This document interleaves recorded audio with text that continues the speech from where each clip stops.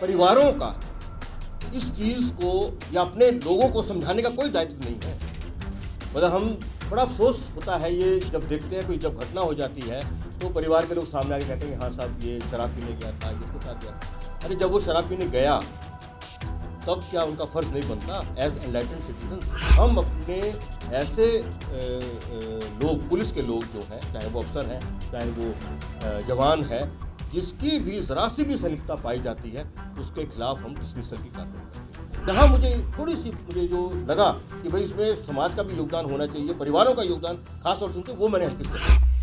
The Bihar top पे सभी दर्शकों का स्वागत है। मैं रत्नेश पांडे। छपरा के जहरीली शराब कांड के बाद डीजीपी एसके सिंघल का प्रेस कॉन्फ्रेंस हुआ है और प्रेस कॉन्फ्रेंस में जब पत्रकारों ने शराब लिकर की बातचीत की, यानी कि शराब जिस तरीके से बिहार में जहरीली शराब कांड हो रहा है, शराब जिस तरीके से बिहार में बह रहा है पानी की तरह शराबबंदी के बाद भी, इस पर सवाल करने पे डीजीपी पत्रकारों के सवाल से थोड़े से घबराए हुए नज़र आ रहे थे और घबराते हुए उन्होंने बहुत सारी बातें भी कही हैं। किस तरीके से जांच हो रहा है, क्या कुछ वो कार्रवाई कर रहे हैं। बहुत बड़ा तांडव मचा हुआ है इस वक्त बिहार में कि जहरीली शराब कांड ने छपरा में कई लोगों की जानें ले ली, जिसके बाद सरकारी महकमे में हड़कंप मच गया, पुलिसिया व्यवस्था पर हड़कंप मच गया। उसके बाद अब डीजीपी एसके सिंघल ने प्रेस वार्ता किया है और प्रेस वार्ता करते हुए जब पत्रकार लगातार सवाल कर रहे थे तो थोड़े से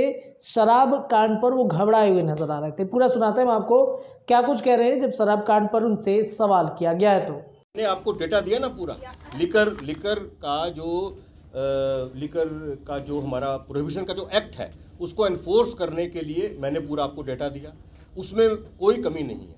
आप एक चीज़ को थोड़ा सा सोचिए इसके अंदर कि क्या परिवारों का इस चीज़ को या अपने लोगों को समझाने का कोई दायित्व नहीं है।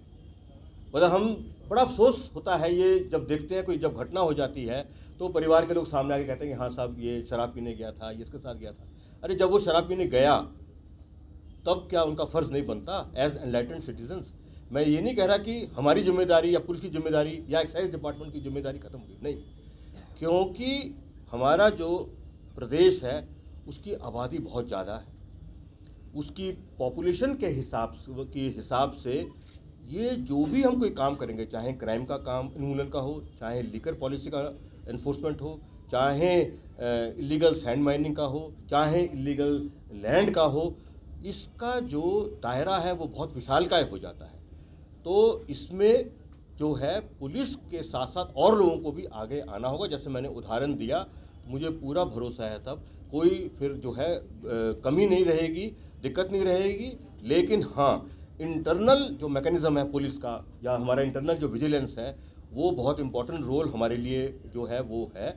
हम अपने ऐसे लोग, पुलिस के लोग जो हैं, चाहे वो अफसर हैं, चाहे वो जवान है, जिसकी भी ज़रा सी भी संलिप्तता पाई जाती है उसके खिलाफ हम डिसमिसल की कार्रवाई करते हैं। और अब बस एक चीज़ और बहुत जो एसएचओ है उसको बनाते ही नहीं है, 10 साल तक उसको डिबार कर देते हैं। तो मैं सिर्फ इतनी सी बात कहने की कोशिश कर रहा हूँ कि ये बहुत बड़ी प्रॉब्लम है और उसमें पुलिस का क्या क्या रोल है वो मैंने आपको बताया। जहाँ मुझे जो लगा कि भाई इसमें समाज का भी योगदान होना चाहिए, परिवारों का योगदान खास तौर से, वो मैंने हल्की से चर्चा की। हाँ, अब आप पूछिए। शराब का टेट्रा पैक और ग्लास, एनर्जी ड्रिंक सब कुछ बांध कर वहाँ पर फेंका हुआ है हमने। मुझे इसका एक मिनट मैं बस इतना ही कहूँगा कि जो आप स्पेसिफिक बात कह रहे हैं, मेरे पास इस वक्त अभी स्पेसिफिक जानकारी नहीं है। हम जानकारी प्राप्त करके आपको वो जो है वो बता देंगे।